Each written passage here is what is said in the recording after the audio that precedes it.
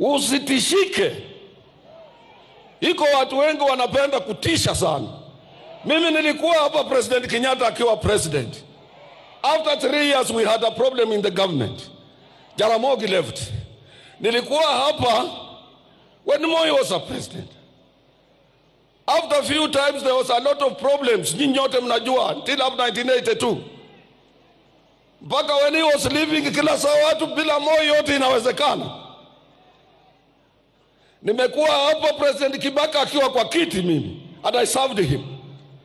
Kibaka alitengeneza kila kitu Nairobi. He improved the economy. But 2007, hawa wananchi voted him out. We had to do some ukarabati.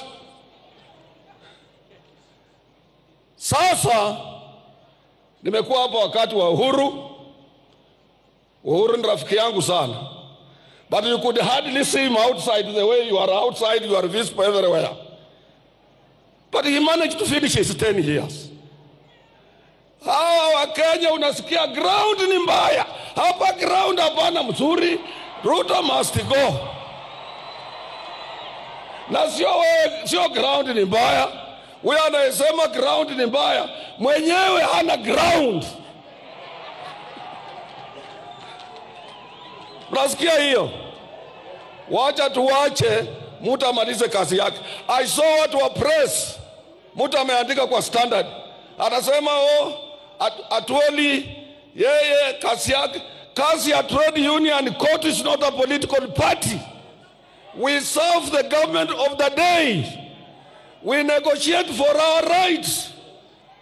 Huyo kijana anataka elewe hiyo.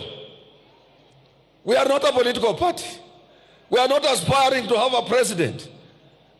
We must support the government of the day for the stability in the country, which will be extended to industrial stability. Wewe fanya kazi, kama iko makosa, we are principled. We will come out and say, hatufichi. Kama iko watu ambao ni corrupt, we will tell you and take action.